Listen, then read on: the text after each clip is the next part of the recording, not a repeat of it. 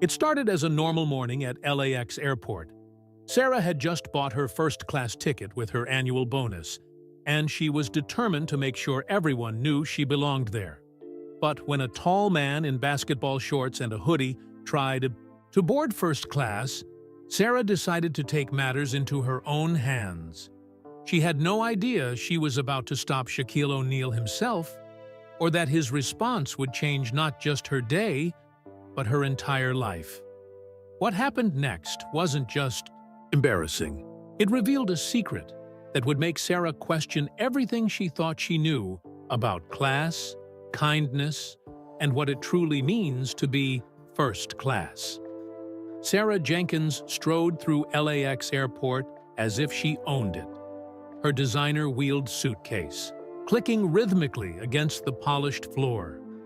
After 15 years of flying economy, today was different. Today, she was finally flying first class, and she wanted everyone to know it. "Excuse me," she said loudly, pushing past a family, fumbling with their carry-ons. "First-class passenger coming through." She smiled as the words left her mouth. First-class passenger. She'd been waiting her whole career to say that. The first-class ticket had cost nearly half of her annual bonus, but Sarah didn't care. As a marketing executive, she understood the importance of image. Besides, she deserved this after landing the Thompson account last month. That deal alone had brought in millions for her company. The regular security line stretched out like a snake, full of tired travelers in sweatpants and wrinkled t-shirts. Sarah smiled to herself as she turned toward the priority security lane. A security officer checked her boarding pass and nodded her through with a, "Have a nice flight, ma'am." "Thank you," Sarah replied, shooting a smug look at the economy passengers. "I certainly will." After breezing through security, Sarah spent 30 minutes in the exclusive first-class lounge, sipping complimentary champagne and making sure everyone could see her expensive new laptop. She even took a selfie, carefully angling her phone to capture the first-class lounge sign in the background. The caption on her Instagram post read, "Moving up in the world. Fardersi, first class. Fardersi chi, luxury travel. Fardersi, success." When the time came to board, Sarah was the first person standing in the priority line. She clutched her boarding pass like a golden ticket, her red manicured nails contrasting against the white paper. A young man in jeans and a t-shirt approached the line, and Sarah cleared her throat loudly. "This line is for first-class passengers only," she announced, eyeing his casual clothes with disapproval. The man silently held up his boarding pass, first class, and Sarah felt her cheeks warm slightly. Still, she told herself, just because someone could afford a first class ticket didn't mean they belonged there. A group of businessmen in suits filed in behind her, and Sarah felt more at ease. These were her kind of people. She struck up a conversation with one of them, making sure to mention her executive position and recent business success. "Can you believe what they're letting into first class these days?" she whispered to the businessman, nodding toward the young man in jeans. "I remember when people dressed properly for air travel." The businessman shifted uncomfortably and pretended to check his phone. Sarah didn't notice his discomfort, too busy watching a family with small children being directed to the economy line. "Thank goodness for that," she muttered under her breath. "Children shouldn't be allowed in first class anyway." As the gate agent prepared to begin boarding, Sarah adjusted her blazer and checked her reflection in her phone's camera. Perfect. This was her moment to shine, to show everyone that Sarah Jenkins had made it to the top. "We will now begin boarding our first-class passengers for Flight 1157 to Orlando," the gate agent announced over the speakers. Sarah stepped forward, head held high, ready to present her boarding pass. That's when she saw him, an extremely tall man in basketball shorts and a hoodie, walking directly toward the first-class line. He moved with confidence, carrying just a small backpack over one shoulder. Several people turned to stare at him, but Sarah was sure it was for the same reason she was staring: his completely inappropriate attire. Not on my flight, she thought. She had paid too much money for her luxury experience to have it ruined by someone who clearly didn't understand the standards of first-class travel. Sarah planted her feet firmly and prepared to speak up. After all, someone had to maintain standards. The man was just a few steps away now, and Sarah could feel her heart pounding with self-righteous indignation. She had worked too hard and paid too much to let just anyone walk into first class. As he reached for his boarding pass, Sarah took a deep breath and prepared to put him in his place. She had no idea that this moment would change everything. "Excuse me," Sarah said, stepping directly into the tall man's path. "I believe the regular boarding line is over there." She pointed toward the longer economy line with a perfectly manicured finger.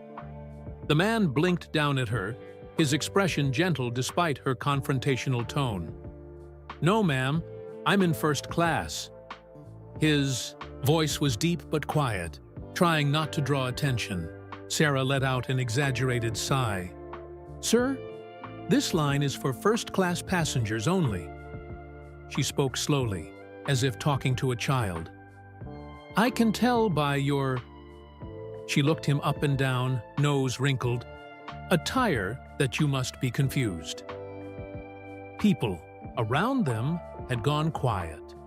Several passengers pulled out their phones, and Sarah assumed they were just as outraged as she was about this situation. She didn't notice they were recording. "I understand, ma'am," the man said patiently, "but I do have a first-class ticket." He held out his boarding pass. Sarah refused to even look at it. "Anyone can print a boarding pass. I've been watching. People try to sneak into first class all morning." This wasn't true, but Sarah felt she was doing everyone a favor by being vigilant. "Is there a problem here?" A flight attendant approached, her name tag reading Jenny. "Yes," Sarah said, triumphantly. "This person is trying to get into the first-class line, and he clearly doesn't belong here." Jenny looked up at the tall man, and her professional smile bloomed into genuine warmth. "Oh my goodness, Mr. O'Neill, it's such an honor to have you on our flight today." Sarah felt the first twinge of uncertainty. "Mr. who?" The tall man smiled kindly at Jenny. "Thank you. Just trying to get to my seat without any trouble." He glanced at Sarah with what looked almost like pity. More whispers rippled through the crowd. Sarah heard someone behind her say, "I can't believe she doesn't recognize Shaq." Another person was already saying, "This is going viral for sure." "Ma'am," Jenny turned to Sarah, her voice carrying a hint of disapproval. "This is Shaquille O'Neal. He's not only a first-class passenger, but he's also one of our most valued customers." Sarah's face grew hot. She didn't follow basketball and had never paid attention to sports stars, but even she knew that name. Images flashed through her mind. Magazine covers, commercials, charitable foundations. The man she'd just tried to humiliate was not only a legend, but was famous for his kindness and generosity. I didn't," Sarah stammered, but no coherent excuse came out. "It's all good," Shaq said, still smiling. "Happens more often than you'd think." He turned to Jenny. "Is it okay if we start boarding now? I've got some important calls to make before takeoff." Jenny nodded eagerly and stepped behind the desk. "Of course. We'll begin boarding our first-class passengers. Now, starting with Mr. O'Neill." Sarah stood frozen as Shaq walked past her toward the jet bridge. Her cheeks burned as other passengers stared at her. Some were shaking their heads. Others were still filming. She heard someone say, "Wait until TikTok sees this." As Sarah finally boarded the plane on shaky legs, She realized with horror that her seat was directly across from Shaquille O'Neal's. She'd have to spend the next 3 hours facing the man she'd just insulted in front of dozens of people. But she had no idea that this uncomfortable seating arrangement would lead to an even bigger revelation. One that would completely change her perspective on not just this flight, but life itself. Sarah slid into her seat, keeping her eyes fixed on her phone. Maybe if she pretended to be busy enough, she could avoid eye contact for the entire flight. She opened her work email and started typing random letters, just to look occupied. "Would you like a pre-flight beverage, Mr. O'Neill?" Jenny asked warmly. "Water would be great, thank you," Shaq replied. "And could you make sure everyone in first class gets whatever they'd like?" "It's on me." Sarah's fingers froze over her phone screen.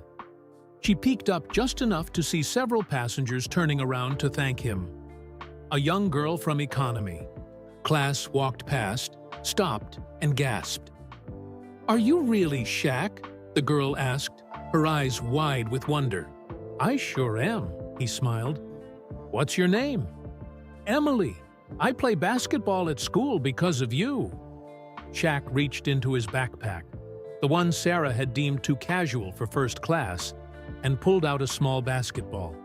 He signed it and handed it to Emily, whose face lit up like Christmas morning. "Keep practicing," he told her. "And remember what I always say. Education first." Emily finished his sentence, hugging the basketball. As Emily skipped back to her seat, Sarah heard other passengers sharing stories. The businessman behind her was telling his seatmate about Shaq's charitable foundation. Another passenger mentioned how he'd bought hundreds of laptops for underprivileged students. Sarah's phone vibrated. Her Instagram post from the first-class lounge already had comments. "Aren't you the woman who tried to stop Shaq from boarding? Just saw you on TikTok. Not a good look. Can't believe you judged someone by their clothes." Her face burned again. She quickly deleted the post, but she knew the damage was done. The videos would probably be everywhere by tonight. Shaq's phone rang, and despite herself, Sarah found herself listening to his side of the conversation. "Yeah, everything's set for tomorrow's flight. No, don't tell them yet. I want it to be a surprise. Make sure all the medical equipment is cleared with the airline. Tell Dr. Thompson I'll cover any extra costs." Sarah's curiosity piqued. Medical equipment? Tomorrow's flight? She glanced at Shaq, who caught her eye and smiled kindly, as if the incident at boarding had never happened. The plane took off, and Sarah watched as Shaq chatted with flight attendants about their families, remembered passengers he'd met on previous flights, and continued making mysterious calls about tomorrow's plans. "Excuse me," a voice interrupted her thoughts. Jenny was standing there with a drink cart. "Mr. O'Neill has purchased drinks for the cabin. Would you like anything?" Sarah swallowed hard. Just water, please." "Actually," Shaq spoke up, "why don't you bring her one of those fruit smoothies you mentioned? You said they're your specialty." Jenny beamed. "Coming right up." Sarah finally found her voice.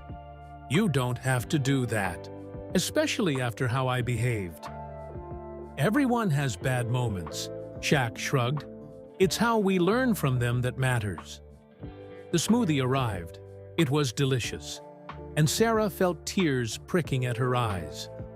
Not only had she judged this man unfairly, but he was responding to her cruelty with kindness.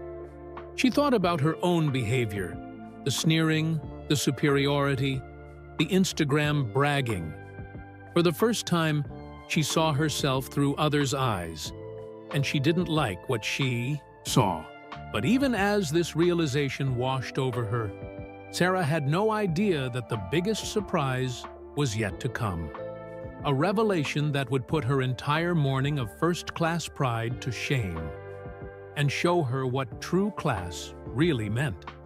The next Hour passed in a blur of activity that made Sarah's head spin. She watched as Shaq handled one quiet act of kindness after another, each one making her feel smaller than the last. When a baby started crying in economy, Shaq asked Jenny if the mother needed anything. "Been there," he said with a laugh. "I've got 5 kids of my own." He sent back a care package of snacks and baby supplies from his own carry-on. His phone kept ringing with calls about tomorrow's flight. Sarah couldn't help but notice how he lowered his voice during these conversations, but fragments still reached her ears. "Make sure we have wheelchair access for all of them." "Yes, the Disney characters will meet them at the gate." "No, I want the parents to have first-class seats too. They deserve a break." Between calls, Shaq signed autographs for a steady stream of passengers and crew members. But it wasn't just his signature he gave them. He gave each person his full attention, asking about their lives and remembering details they'd mentioned earlier. "Hey, Jenny," he called to the flight attendant. "Didn't you say your son's basketball team made it to finals? How'd that go?" Jenny's face lit up.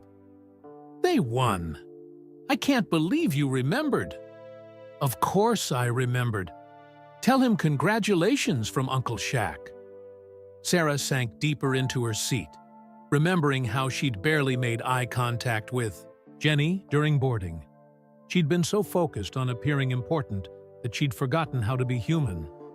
Midway through the flight, a young boy in a wheelchair was helped to the front of the plane by his mother.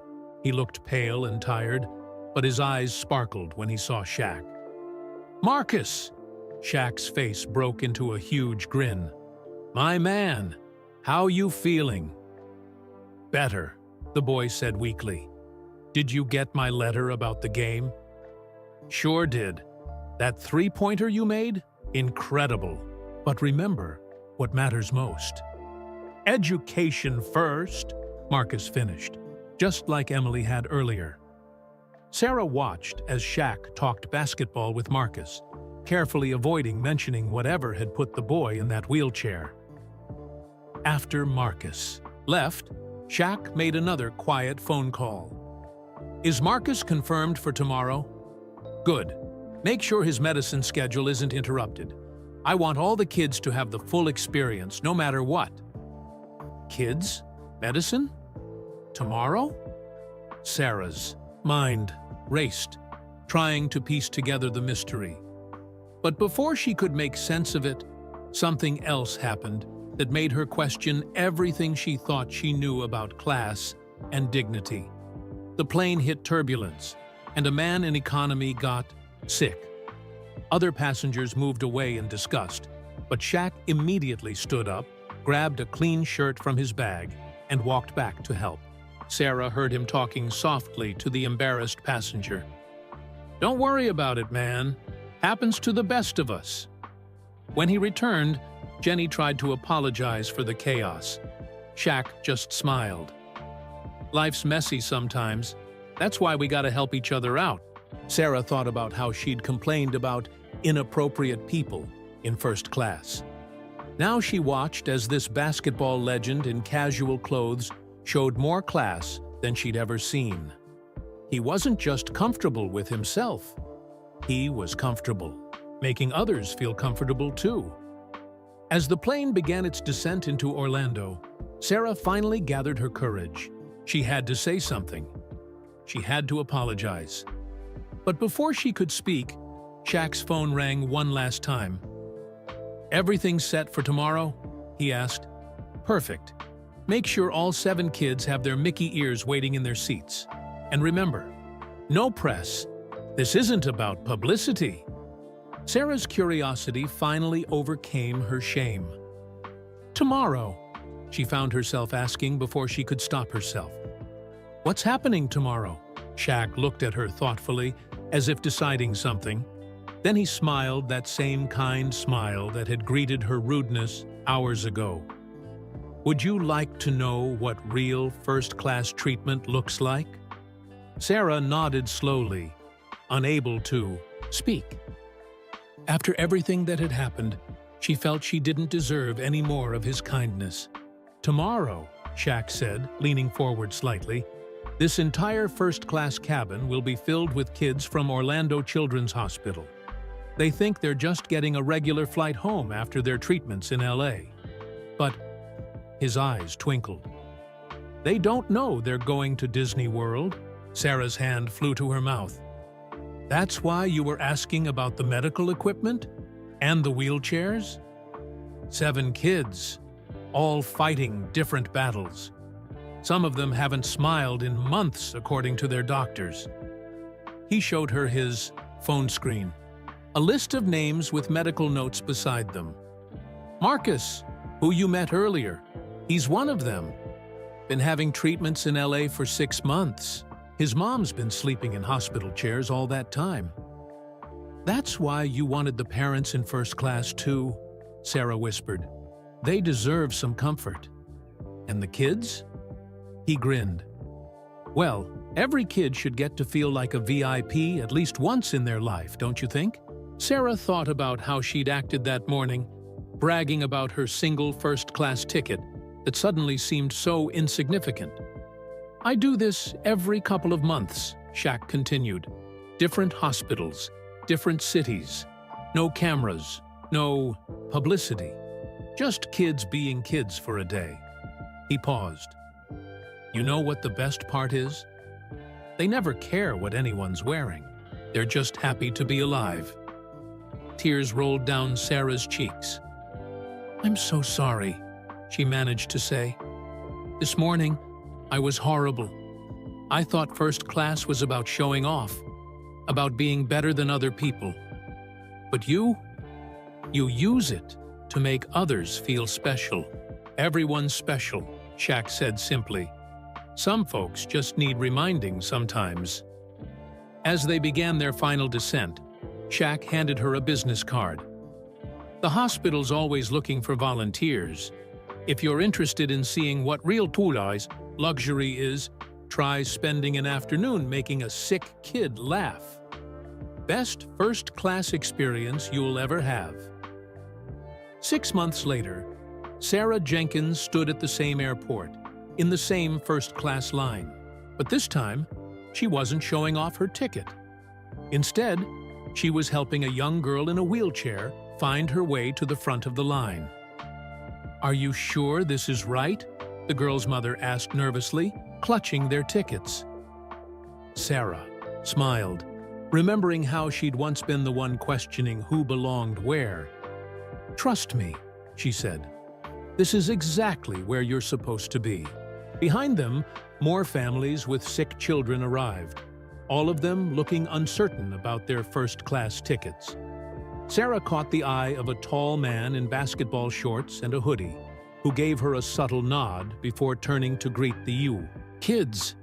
She'd learned that true class had nothing to do with the clothes you wore or the seat you sat in. It was about how you made others feel. And as she watched the children's faces light up at the sight of their sports hero, Sarah finally understood what Shaq had taught her that day. Sometimes the biggest moments of luxury are the ones where you forget about yourself completely. After all, there's always room in first class for a first-class heart. If you really enjoyed this story, then please share this with your loved ones. And don't forget to like and subscribe to my channel for more such interesting stories, and share your thoughts about this story in the comments section. Thanks!